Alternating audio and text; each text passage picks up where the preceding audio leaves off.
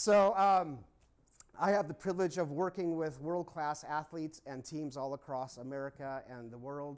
And so it's just been a lot of fun to sort of step into my calling and my purpose. And it's been a really crazy journey to get there. I've been an ordained pastor for 28 years.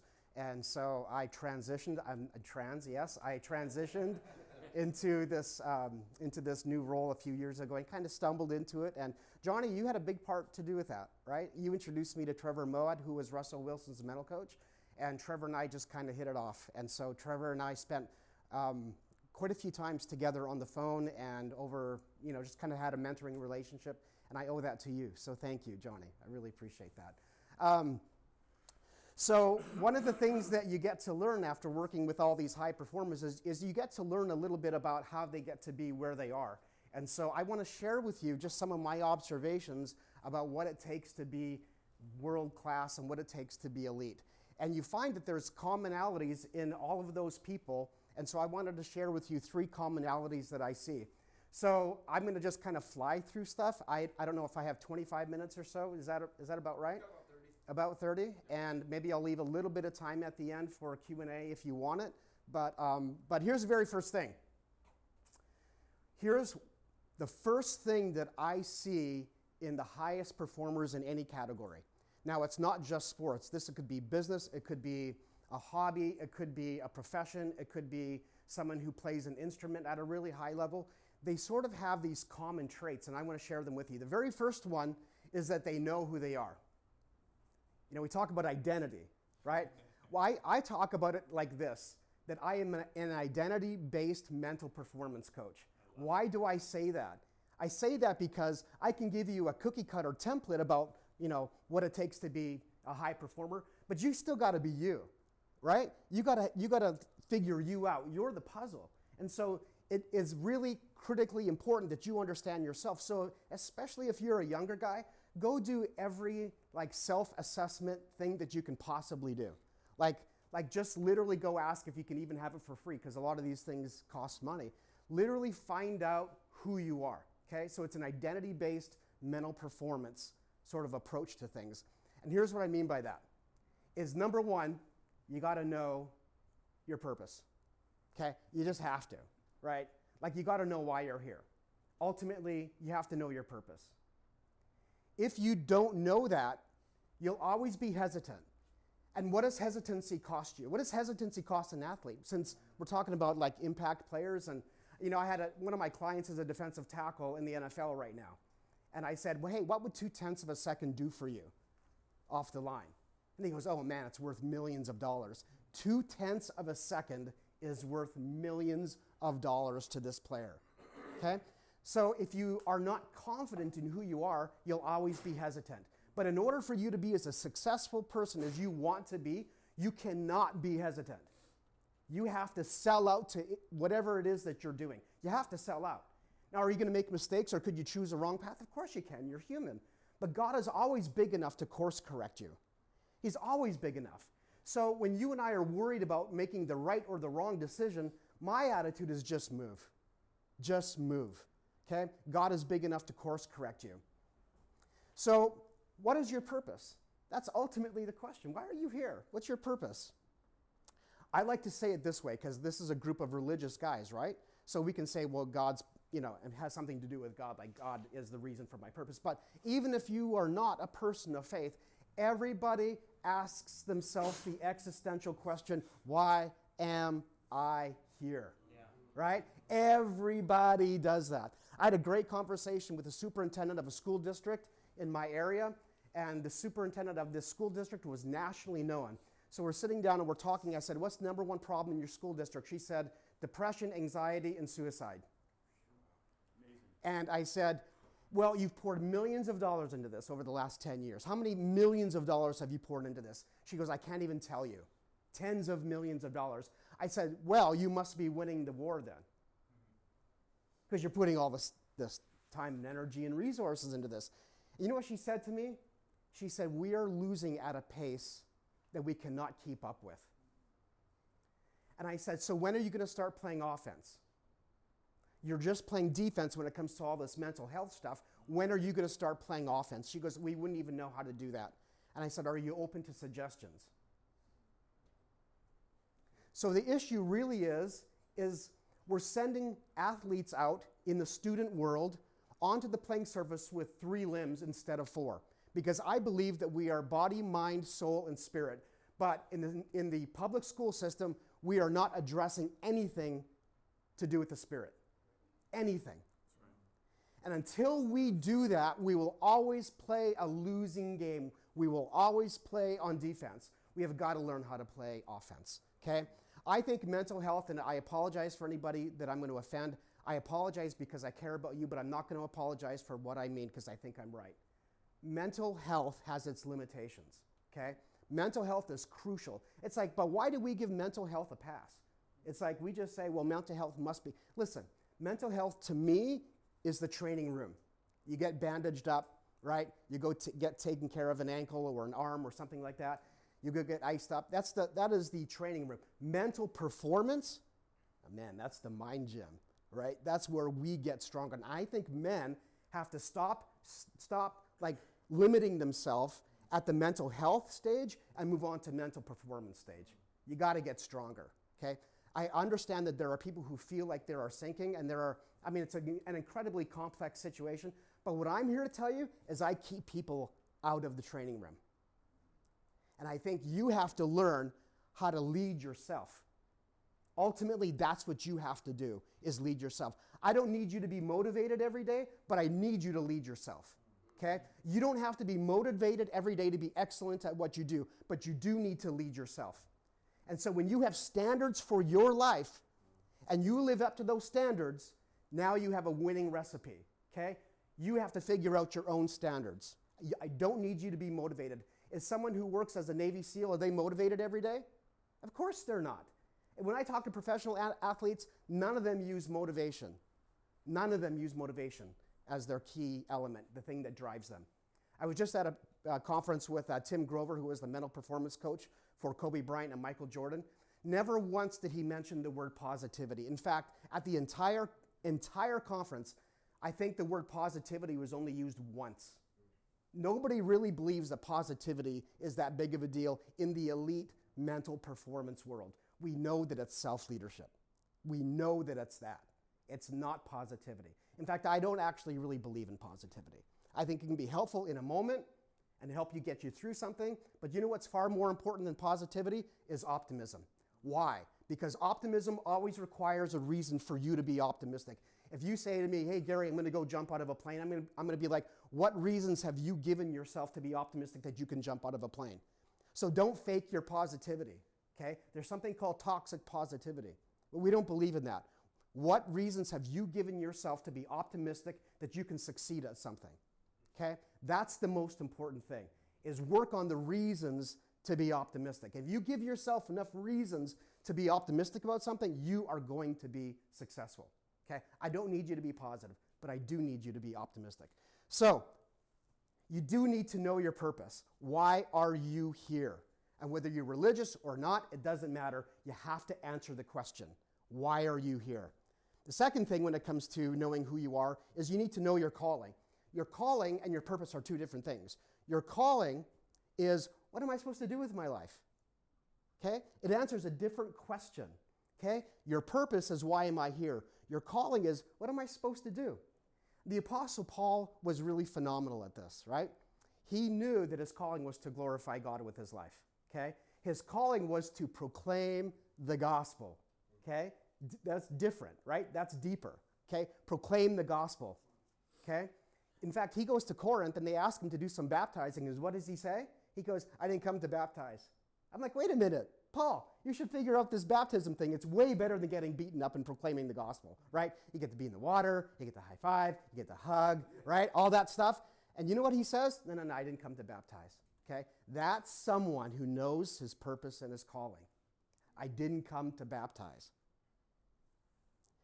He was so dialed into this whole thing of proclaiming the gospel that in Acts chapter 14, Paul goes into the city of Lystra and he proclaims the gospel.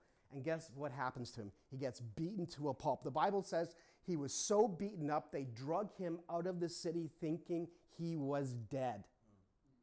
So you can just imagine this. One guy's got one arm, another guy's got another arm, and they're dragging him, and they're praying for him. You know what it says? The next day he went back into the city and proclaimed the gospel. You got to be nuts to do that, right?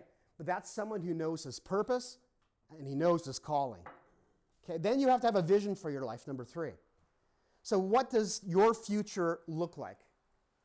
What does your future look like? What vision of the future has God given you for your life? Okay, so it was, I think it was Carl Jung who said we have a natural self and we have an adapted self or an ideal self, let's say. Okay, and the distance between your natural self and your ideal self is your level of stress and anxiety that you feel in your life. And the closer that you can move that gap or close that gap is the more aligned you're going to be in your life between who you are and who you think you should be. And if I can get you to close that gap and live out your ideal self, man, you'll live in a different plane. Okay? You're going to be a very different person. So know your purpose, know your calling, know your vision. Number 4 is know your strategy. How are you going to get there? How has God uniquely wired you to pull off your calling and your purpose and your vision? What do you see? How are you going to get there? Is it around being the right kind of people? Okay? Is it participating in the right kinds of things? You need to figure out your strategy for how you're going to pull off your purpose, your calling, and your vision. And it's unique to you. Everybody's different. But then you need a personal philosophy, a daily personal philosophy of how you're going to get there. Okay? You need to wake up every day with something in your mind that says, this is how I'm going to do it today. See, part of the problem with today's man is that we're chameleons. Okay? We've adopted this thing. I need to be a different person in every different situation. And I'm saying, you know what? Enough of that. Because you know what happens is that you de-anchor yourself from yourself. Okay? You de-anchor yourself.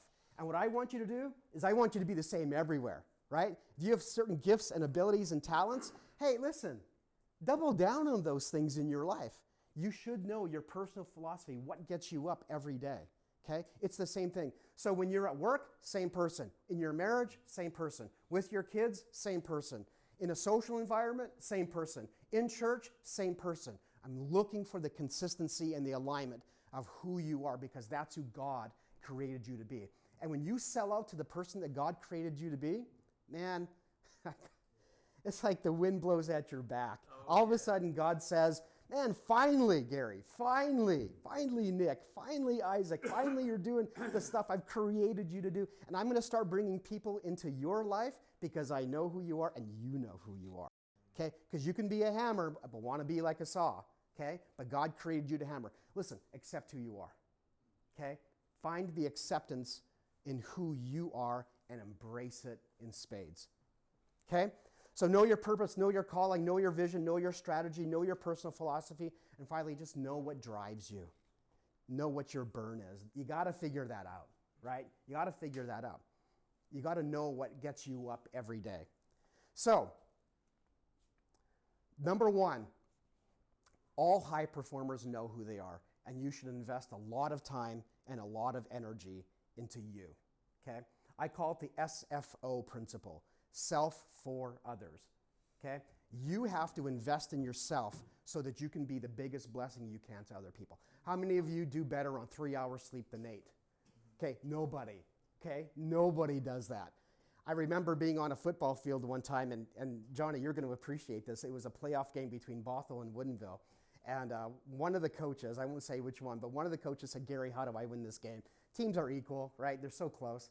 And I said to the coach, just sleep better than the other team and you will win. And he laughed at me. He laughed at me. And he goes, you can't be serious. And I said, oh yeah, I'm dead serious. Why? Because we know on 8 hours sleep, you're stronger, faster, more resilient.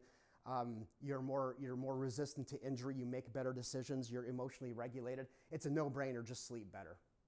Okay, we know factually that the difference between 6 hours sleep and 8 hours sleep, you're literally stronger. You can literally go into the gym and be stronger on 8 hours sleep as opposed to 6. All this stuff is scientifically proven, okay? You have to take care of yourself. If you get 3 hours sleep, I don't know about you, but if I get 3 hours sleep, I am not the most loving, kind, patient, emotionally regulated person, right? And so you taking care of yourself is an act of worship. Listen to me. You taking care of yourself is an act of worship to God. okay?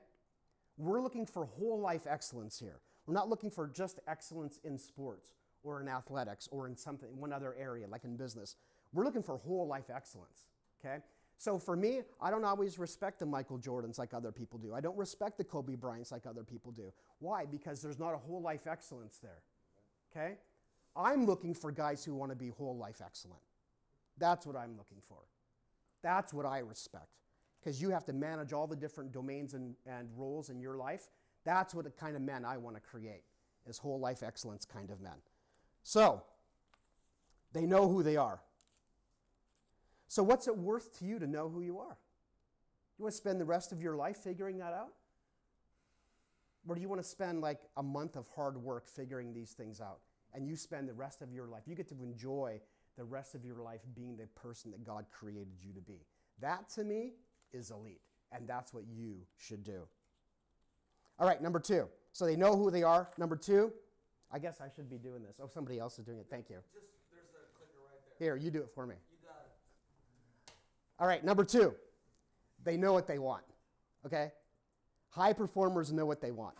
And this is such a tricky thing because, like, we're all Christians and we all think we should acquiesce to God, and you know what? And we just wait for God to do stuff, and God's waiting for us.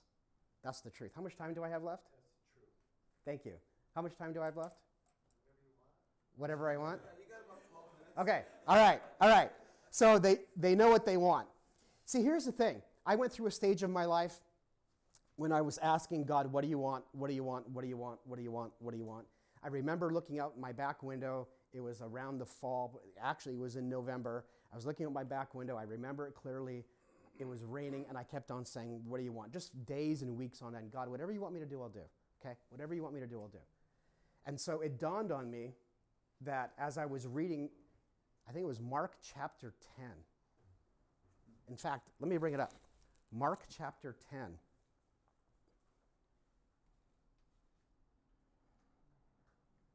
So I'm reading this story about blind Bartimaeus. So blind Bartimaeus here is, he's blind, and he encounters Jesus. And so it says, and they came to Jericho, and as he was leaving Jericho with his disciples and a great crowd, Bartimaeus, a blind beggar, the son of Timaeus, was sitting out by the roadside. And when he had heard that Jesus of Nazareth was nearby, he began to cry out and say, Jesus, son of David, have mercy on me. And many rebuked him, telling him to be quiet. But he cried out all the more, Son of David, have mercy on me. And Jesus stopped and said, call him. And they called the blind man, saying to him, take heart, get up, he is calling you. And throwing off his cloak, he sprang up and came to Jesus. And Jesus said to him, listen to this. What do you want from me? We're asking Jesus all the time, Jesus, what do you want from me? God, what do you want from me? And we wait around, killing time, wasting time, waiting for God to speak to us, and the entire time is like, I'm just waiting for you. What do you want? See, this is crazy, this is a crazy mind shifts thing for us, right? Because Jesus once called you servants, now he calls you friends. What do friends do? They talk. Like, what do you want to do? I don't know. What do you want to do? Right? I don't know. What do you want to do? I don't know. What do you want to do? See, Jesus is waiting to hear what you want. And if your identity is in him and you understand your identity and you understand all these things, he's saying, what do you want? I'll give it to you. You got to figure out what you want. And in that moment, I had to decide what I wanted. And so I literally remember praying in that moment. Literally remember. So is this kind of like rubbing a genie, sort of bottle kind of thing? And I get one wish and you're going to give me anything I want. And it was as if the Holy Spirit said to me, Gary, I'll give you anything you want. So what do you want? And I said, I need time to figure that out. I'm going to need some time to figure out what I want. And so, guys, it's the same question is, what do you want? See, high performers know what they want. Are they wrong? Of course they're wrong half the time. Of course they are. They just course correct. That's it. They just course correct, but they move. And if you're moving, God can course correct you. Okay? So what do you want? It's a weird question for us believers, isn't it? What do you want? Figure out what you want. And if you're not sure, you'll be hesitant. And if you're hesitant, you won't be confident. And confidence is a requirement for every high performer. It's a requirement. So you know what? And if you don't know what you want, you're going to hesitate. And if you hesitate, you're not confident, and you're never going to succeed. Because you know why? Because you won't take risks. When you are not confident, you won't take risks. So you better be confident. And could you be wrong? Yeah, of course you can be wrong. But God is so much bigger than your wrongness, right? If your heart's in the right place and your motive is right, He will straighten your path. So the question is what do you want? See, what's the cost of not knowing what you want? What does it cost you? Oh, man. Like if you think about what hesitation costs you or not knowing what you want. Anxiety. A lot of equity. A lot. Yeah. And a lot of property. And a lot of businesses are stuff. Yeah.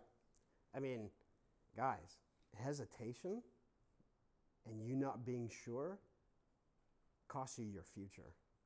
It costs you your dreams. It costs you your purpose. The people around you pay the price because they're not getting the best version of you. Okay? You got to know what you want and you got to go after it. Quit waiting for Jesus to tell you what to do. Okay? He's waiting for you to say, I don't know. Lee, what do you want? Right? Jason, what do you want? He's waiting. He's waiting for you to answer. So you got to figure that out. All right. Let me say this last thing about knowing what you want. See, here's the thing. I remember Johnny and I having this talk. I actually remember this conversation, Johnny. I'm sitting in Johnny's living room, and it was, I don't know, maybe a couple years ago. And so I was like, yeah, I've been trying to talk to these high school coaches, and they're not giving me the time of day. And I'm just like, I don't understand. And Johnny was like, what are you doing working with high school coaches anyway? Like go bigger. Like, what are you doing? And I'm just like, you know what I'm saying? You remember that conversation? Like, what are you worrying about this stuff for? Like, just move on. Like, just go. But here's the thing, though, is that when we're not as successful as we want to be, we aim lower instead of aim higher. Oh, my goodness. So at that point, Johnny, I started going to a couple college coaches, and I started getting a little bit of like momentum. I was like, wow, I couldn't do it with a high school coach, but a college coach is listening to me. So then I thought, well, I wonder what would happen if I went to a professional coach. And so I would contact professional coaches. I even contacted Bill Belichick, and Bill Belichick, you know what his email is, by the way? thejanitor@thepatriots.com. And so I began to talk to Bill Belichick, right? And here's the thing. I just realized I was aiming too low, but I had to make a decision at that point whether I was going to go lower and say, well, maybe I'm just dreaming, or maybe I'm just not aiming high enough. Okay? Think of like an arrow, right? That gets, you're trying to hit the target. Sometimes if the vision is long and far enough, you got to take the trajectory into account. So sometimes when you're aiming at something, you're too far away from it, but you end up going way below the target. So you got to aim higher. And I think for you guys, there's a lot of you guys in this room who have been afraid to aim higher. Okay? Aim higher. You are capable. You're only in your own head. You're your opponent. You got to figure you out. Okay? You're very capable of doing this. So they know what they want. Make sure you aim higher than what you think you can. And finally, number 3, they know what they want. They know who they are, they know what they want, and they know how badly, number 3, how badly they want it. Okay? How bad do you want your stuff, right? Comfort is the enemy. Okay? Comfort's the enemy. If you just decide that you want to be comfortable, you're never going to get there. It's just not going to happen. You have to decide how badly you want something. Okay, you know what the word passion in Latin means? It means to suffer. Wow. Okay? It means to suffer. Do you know what hell is? Hell is doing nothing. It is the land of excuses. That's what hell is, okay? You know what paradise is? Is amazing achievement, okay? You know what the road to get there is? Is suffering, okay? Look at the life of Jesus, right? The passion of the Christ, the suffering. What are you willing to suffer for, okay? What are you willing to suffer for? What is it going to take to go as far as you want to go? Suffering. Get used to it. You're just going to suffer with everything that you do. I just don't want to suffer in hell. I would rather suffer on my way to heaven, okay, and accomplish all the things that God has for me, okay? You got to know how bad you want it. You know what the word decision means in Latin? It means to cut away. So in order for you to achieve what it is that God wants for your life, you got to cut away a bunch of stuff. That's just, you have to do it. So what are you willing to cut away? You're going to have to cut away good things to get great things. Okay, I'll end with this. Again, this was Trevor Moad's, one of his favorite things to talk. It didn't originate with him, but he talked about it a lot. And see that, and it's this, is that we all have an illusion of choice. Okay? We think if we want to be great, we have lots of choices. The honest truth is that if you want to be average at something, you got lots of choices. Think of a menu. You got lots of choices. If you want to eat like the average person, you can eat anything. Okay? If you want to be really good at something, you got fewer choices. But if you want to be elite, how many choices do you have? You have no choice. You got one. That's the only thing that you got. Listen, if you want to be really good at something, you have to start cutting away choices. Okay? You actually don't have a choice. If you want to be excellent at something, if you want to be elite at something, there's no choice. The choices are already in front of you. Okay? You have to live your life a certain way. You have to eat a certain way. You have to behave a certain way. You have to have certain kinds of habits. You have no choice. Okay? You want to be really good at something? Remove choices. Okay? That's what you got to do. You got to know who you are. You got to know what you want, and you got to know how badly you want it. Okay, thank you, everyone.